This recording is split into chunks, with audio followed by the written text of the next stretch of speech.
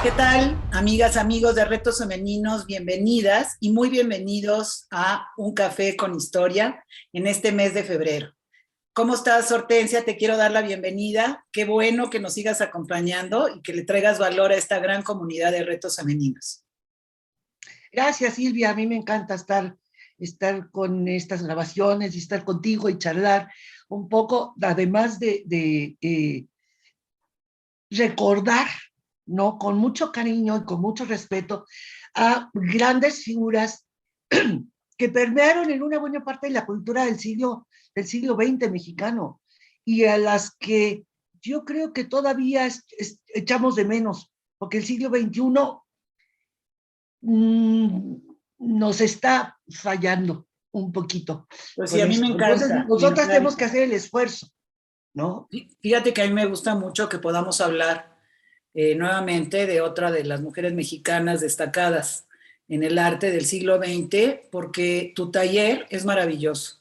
Y como lo comentamos el mes pasado, pues hoy vamos a platicar sobre Lupe Marín, ya que ella fue testigo excepcional y parte indispensable de algunas de las vidas extraordinarias que formaron parte del arte y la cultura del siglo XX mexicano. Como todos sabemos, ella estuvo casada con Diego Rivera y más tarde con el poeta Jorge Cuesta, que es uno de los más reconocidos escritores del grupo Los Contemporáneos.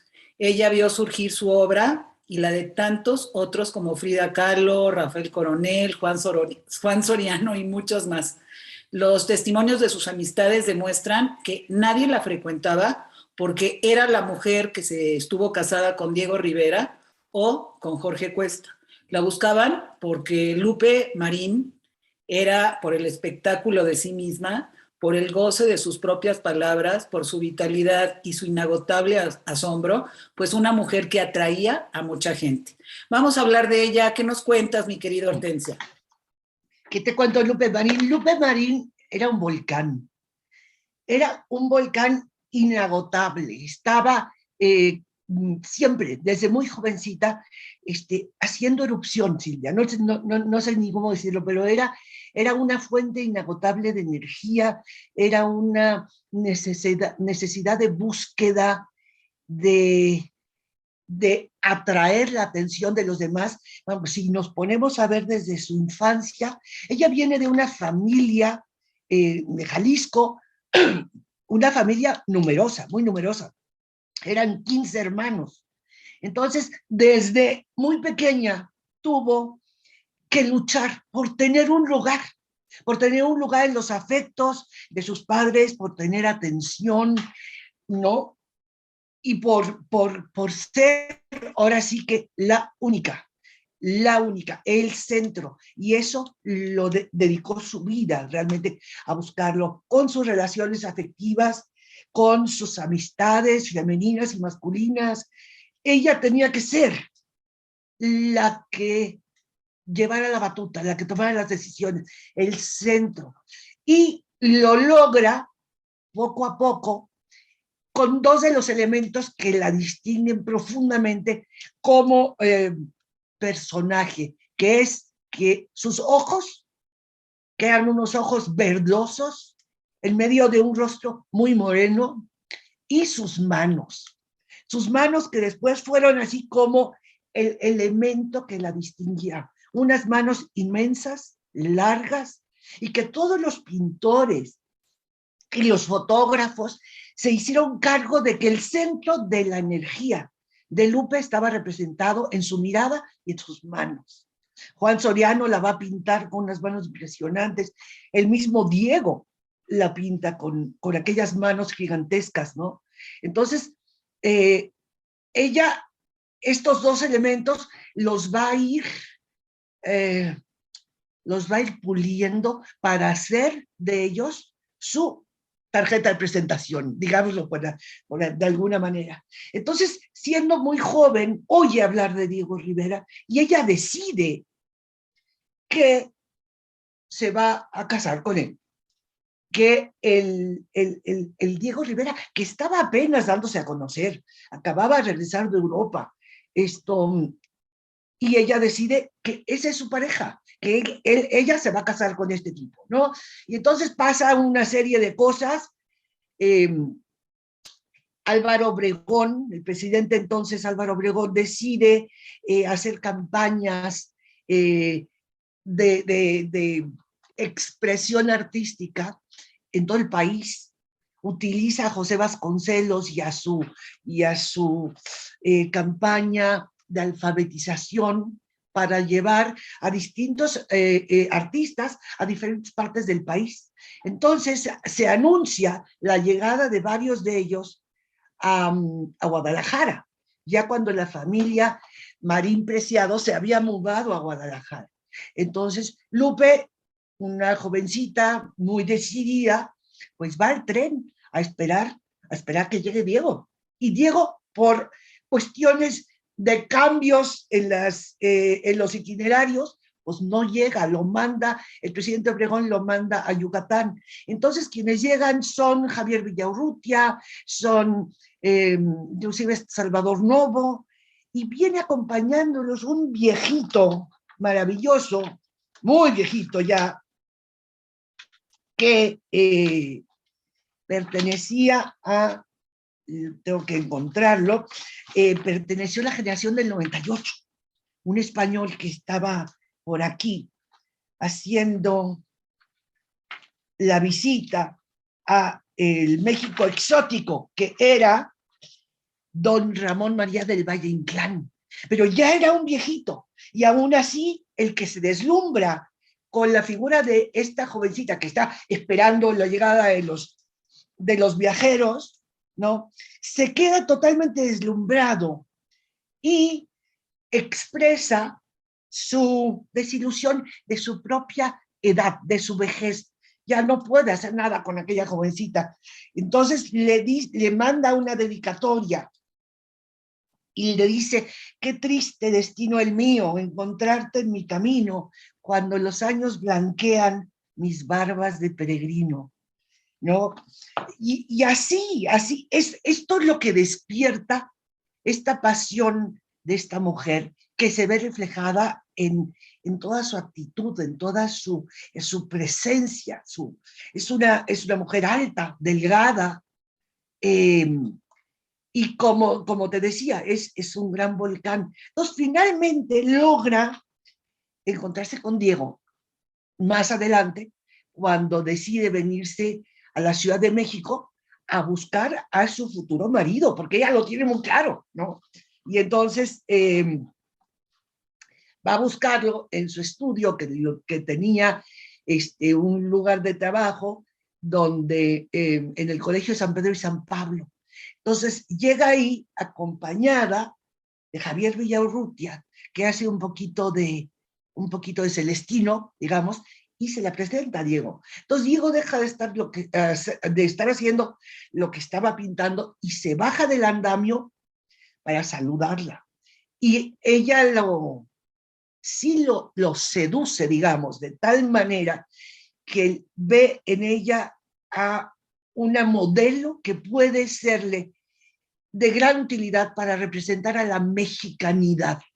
Y le dice: oye, yo quisiera que posaras para mí, la lleva a comer, y ahí empieza aquella relación que va a terminar de una forma terrible, un poquito más adelante también, volcánica, brutal, con unos pleitos que llegaban a todos los rincones del centro histórico de la Ciudad de México, desde su casa, su primera casa, que fue una casa que consiguieron muy cerca de la zona de los mercados, la calle, sobre la calle de Miscalco. Miscalco número 12 es la primera casa de Lupe Marín y de Diego Rivera, en la que van a empezar a recibir a todas las gentes del entorno cultural, artístico, de los años 20 en la Ciudad de México, ¿no? Entonces, y ahí Lupe tiene que empezar a, ¿cómo decirte? A prepararse, a cultivarse, a aprender. No era una mujer culta, no era una mujer preparada. Había estado en colegios de monjas, pues, haciendo los pininitos de una educación semi cuidada para una señorita de clase media de Guadalajara, pero la mujer no tenía ni idea y no se acercó a Diego ni se decidió por Diego Rivera, intrigada por su pintura. A ella le entregaba la figura de Diego, el engrandecimiento de Diego como tal, pero nada más. Entonces, poco a poco se va reafirmando en su estar como anfitriona de las amistades y de los invitados de Diego, ¿no? Hasta que allí mismo después se le aparece el que va a ser su segundo marido, que es el poeta Jorge Cuesta, ¿no? Entonces, ya cuando aparece Jorge Cuesta en su camino, ya su relación con Rivera es muy, muy violenta, ¿no? Se hablan muy fuerte, se insultan, ella le reclama mil cosas, ya es madre, ya ha vivido la maternidad con las dos hijas que tiene con Diego, que son Guadalupe y Ruth, ¿no? Después, cuando se empareja con Jorge Cuesta, va a tener un tercer hijo, que es Antonio Cuesta, al que nunca acepta, no quiere. Ella, su maternidad no es algo que la enorgullezca, no, es una madre dura, difícil, y lo dicen sus hijos y el propio Antonio también lo dice, ¿no? Y se va distanciando poco a poco, va marcando una distancia ya con su nuevo esposo, que hace todos los esfuerzos por ser un padre adoptivo de las niñas de Diego, por ser un proveedor importante, porque además, no sé, mucha gente cree que estas gentes vivían en la abundancia y no vivían en la abundancia. Uno de los pleitos más graves que tenía Lupe con Diego era no las infidelidades ni esas cosas que nos gusta creer, sino en la falta de atención a los gastos de la casa, ¿sí? Diego, si recibía algún emolumento por algún trabajo que le encargaban, esto pues se lo llevaba o lo donaba al Partido Comunista, o compraba sus idolitos, que ella decía, sus monos horribles que sacaba sabrá Dios de dónde, ¿no? Hubo escenas en las que se habla de una vez estaba tan harta que le organizó una sopa, un consomé de trozos de idolitos que ella le rompió, porque ella no quería saber nada de todo esto.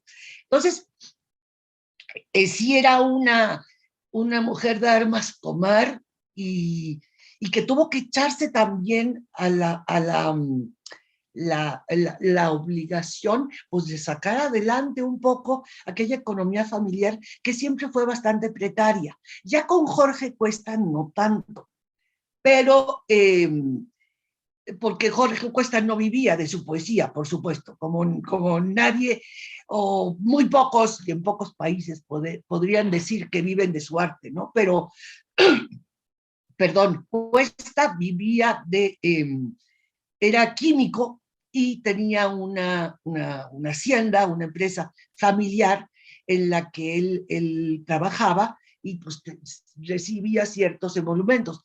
Entonces vivieron un poco en esa hacienda durante un tiempo hasta que ya la depresión en la que estaba metido Jorge Cuesta pues fue minando su salud muchísimo y rompiendo con el equilibrio del matrimonio, ¿no?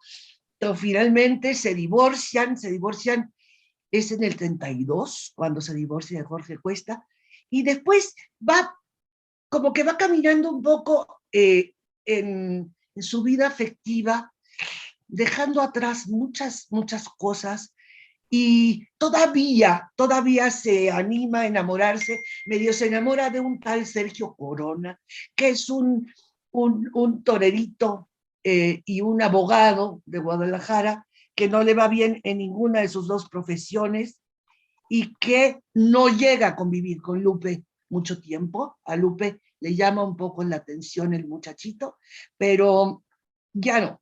Y ya se dedica el resto de su vida a sobrevivir haciendo los, eh, los dos oficios que más le gustaban y para el cuales ella era muy buena. Era costurera, entró a trabajar en una escuela de arte y daba clases, fue maestra de arte y confección, inclusive para las niñas de primaria y secundaria. Entonces ella inclusive llegó a recibir la medalla del mérito por haber estado en la enseñanza más de 50 años. O sea que estuvo ahí.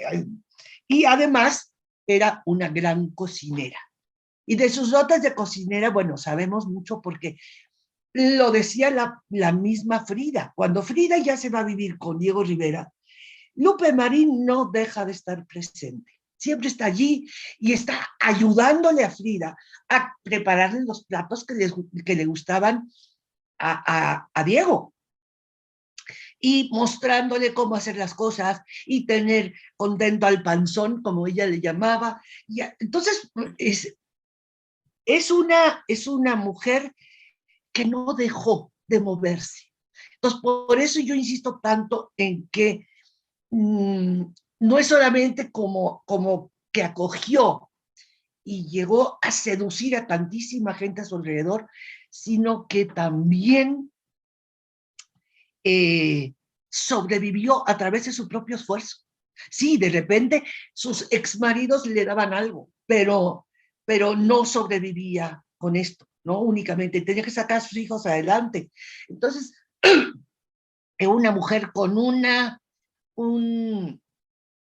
una gran capacidad de actividad, ¿no? Y que llenaba con sus palabras, con su presencia física, nada más, ¿no?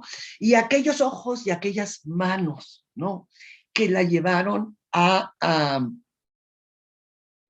ser una parte central de las tertulias, de las bohemias que se organizaban desde que era muy joven en Guadalajara y que siguió llevando a cabo, ¿no? En su casa, con las diferentes figuras que se le fueron presentando más adelante. Ella tuvo que ver con Tina Modotti, por ejemplo. Con Tina Modotti tuvo pleititos porque estaba muy celosa de Tina Modotti, pero también conoció a Lola Olmedo. Entonces, con toda esta gente se fue relacionando de una manera que la convertía en lo que ella quería hacer, ¿no? Esa única que después dio entrevistas a personajes como Fabien Bradou, Elena Poniatowska, ¿no? Que las dos dedicaron una parte de su investigación periodística a la vida y la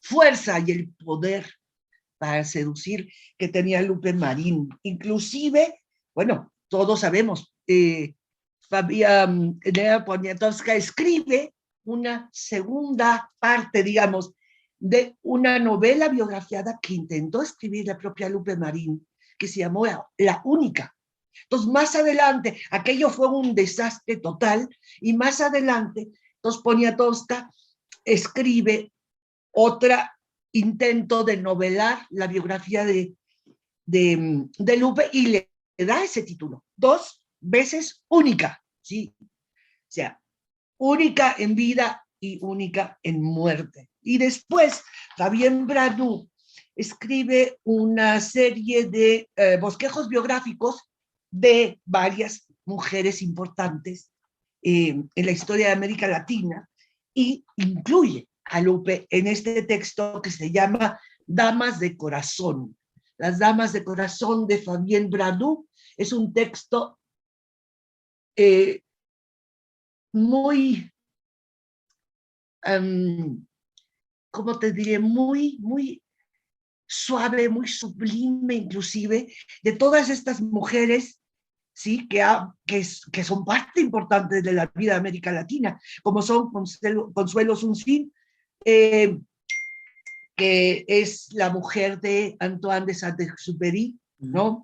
Luego María Zúnzulo, que es la mujer más retratada y esculpida del México moderno, ¿no? Y entonces aparece esta señora, este volcán interminable, que es doña Lupita Marín. Entonces, este texto es del texto del Fondo de Cultura Económica, y se los recomiendo, se lo pueden encontrar, merece mucho la pena, porque trata con una gran eh, cariño y un gran afecto la figura de estas mujeres, y concretamente la de Lupe, ¿no?